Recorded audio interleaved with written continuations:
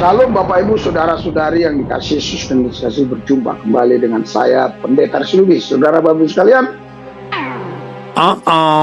Tuhan bekerja sangat dahsyat dan luar biasa. Roh-Nya tidak pernah berhenti untuk bergerak untuk membawa jiwa-jiwa mengenal Yesus Kristus. Ini saatnya saudara, kita harus melakukan sesuatu yang lebih, harus melakukan tindakan-tindakan yang lebih, membuat terobosan-terobosan untuk penggenapan apa yang Tuhan sudah nubuatkan di firman-Nya. Dan 2 hari belakangan ini Tuhan menyatakan hal-hal yang ajaib dalam diri saya lewat roh dan firman-Nya. Melalui roh dan firman Tuhan-Nya, Pendeta Rizky Lubis mendapatkan informasi secara langsung. Udah macam seperti Nabi saja ya. Apalagi di video sebelumnya, dia juga sudah mengaku-ngaku sebagai utusan Tuhan. Nah, kalau sahabat beriman perhatikan, kali ini Pendeta Rizky Lubis nggak seperti biasanya, wajahnya ceria, girang, dan garang serta penuh gairah roh. Kira-kira, apa sih yang akan disampaikannya? Oke lah sahabat, saya lanjutkan ya. Dia berkata, tahun 2023 ini sampai 2025 ini akan terjadi kebanjiran murtad. Banyak orang-orang yang datang kepada Yesus.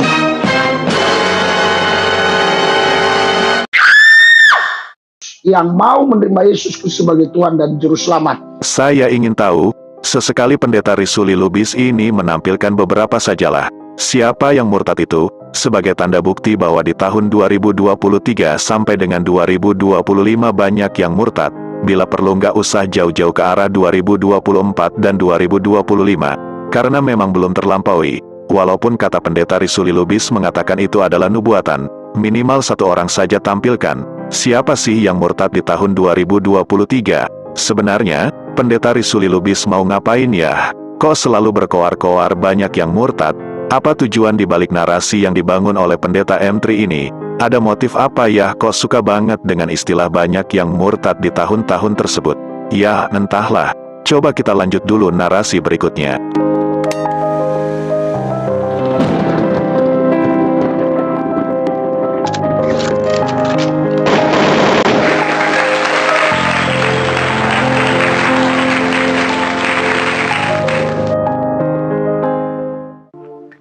...2023 sampai 2025 ini adalah tahun penuaian. Jikalau Anda, saudara, bisa menangkap, memahami apa yang saya sampaikan dan merindukan hal itu terjadi, apa yang harus saudara lakukan? 1. Mulailah berdoa puasa untuk kegerakan roh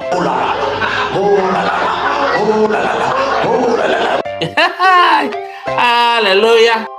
yang akan dilaksanakan oleh Tuhan lewat kehidupan kita orang percaya yang cinta Tuhan dan mengasihi Tuhan. Kamu Tuhan itu dahsyat dan ajaib. Ayo besok ini bagilah dalam roh. Suku-suku Amerika bagi dia tidak pasti itu. Khususnya para pendeta, para penginjil harus ya doa puasa untuk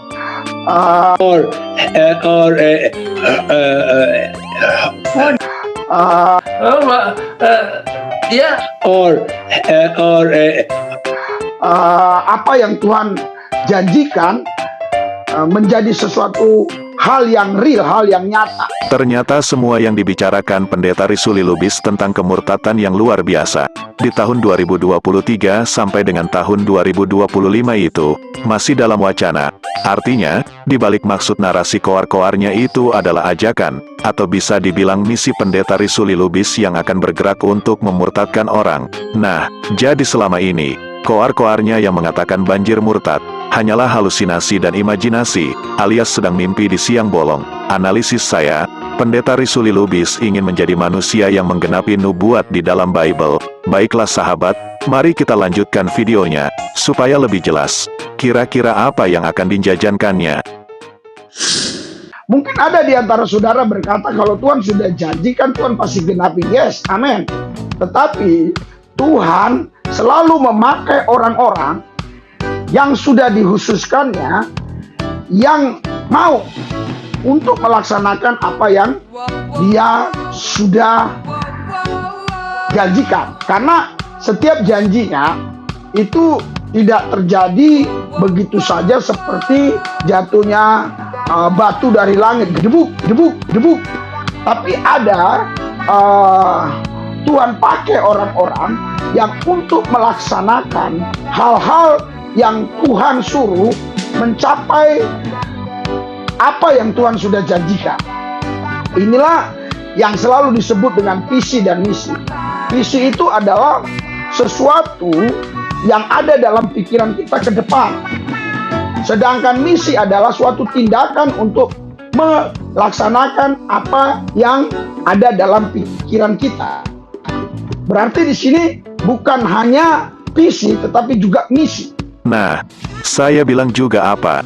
Benarkan sahabat, berarti kemurtatan yang dibicarakan oleh pendeta Risuli Lubis itu adalah sebuah rencana, yang dimana pendeta ini sedang mengajak orang-orang untuk melakukan visi dan misi. Sebegitu getolnya pendeta ini mencari orang-orang yang akan dikristenkan. Sampai begitunya pendeta ini berambisi untuk misi dan visi kristenisasi. Semoga sahabat mengerti ya dengan apa yang akan dilakukan oleh pendeta M3 ini. Alhamdulillah, Islam adalah ajaran yang benar-benar menjunjung tinggi toleransi. Orang Islam nggak perlu memaksakan seseorang dalam melakukan misi supaya orang lain memeluk agama Islam. Video ini adalah bukti untuk mencerahkan kepada kalian. Ajaran siapakah yang sebenarnya nggak ada toleransinya? Sok-sokan ngomongin toleransi, ternyata. Semua itu nongseng kalau kata orang Belanda, ya nggak? Masalahnya yang menjadi kendala adalah banyak orang tahu visi tapi tidak melaksanakan misi.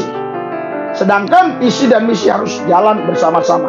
Jadi tahun 2023 sampai tahun 2025 ini, jikalau saudara dan saya memang sungguh-sungguh mau melaksanakan apa yang Tuhan sudah janjikan, ini pasti akan terjadi. Pasti akan terjadi. Yang pertama, Tuhan sudah kasih visi. Yang kedua, Tuhan kasih misi. Terus apa yang harus kita lakukan? Pertama, doa puasa. Yang kedua, kita harus memiliki roh yang peka untuk bisa mendengar suara Tuhan, sehingga kita bisa mengetahui strategi apa yang harus kita lakukan untuk melaksanakan misi itu. Contoh seperti apa yang kami lakukan di tempat terbuka, ya. Artinya tempat terbuka ini, saudara, orang lalu lalang lewat dari sini, karena di sebelah kanan itu jalan besar, di sebelah kiri juga jalan besar, ya. Terus di depan juga stasiun, di depan lagi itu asrama Mabes TNI. Jadi saudara, ini adalah tempat keramaian, bukan hutan. Kalau kita di hutan, is okay, teriak-teriak, nggak ada masalah. Paling yang marah itu ya monyet, ya monyet, ya monyet, ya monyet, begitu ya. Tapi kalau di tempat keramaian yang di situ berbagai macam agama, berbagai macam suku, berbagai macam ras, bagaimana mungkin kita bisa berteriak-teriak untuk mengabarkan tentang keselamatan di dalam Yesus Kristus? Tentunya bisa muncul pikiran-pikiran yang membuat kita takut. Wah, nanti ini pasti digeruduk. Nanti saya lagi ngomong dipukul. Nanti ada yang lempar batu. Nanti ada yang mengganggu kami. Dan macam-macam bisa muncul dalam pikiran itu. Itu disebabkan karena rohnya tidak peka untuk menangkap suara Tuhan, sehingga dia tidak mengerti strategi. Sudah jelas banget ya sahabat. Sekarang kita tahu bahwa siapakah yang sebenarnya memaksakan seseorang untuk berpindah keyakinan. Jelas bukan orang Islam dong. Karena Islam gak diajarkan untuk memaksakan orang lain untuk memeluknya. Hikmah edukasi dari ucapan pendeta ini adalah supaya kita sebagai seorang muslim harus membentengi keluarga, saudara, teman-teman yang seakidah dengan kita dari segala bentuk misi-misi pemurtatan, saling mengingatkan di antara kita supaya istiqomah di dalam Islam. Doaku kepada kalian, semoga kalian semua terjaga dan selalu condong kepada kebaikan di dalam kesempurnaan agama Islam. Amin. Baiklah sahabat beriman, saya cukupkan videonya sampai di sini. Ingat ya sahabat, jangan sampai murtad. Saya pamit undur diri. Allahu a'lam bishawab. Assalamualaikum.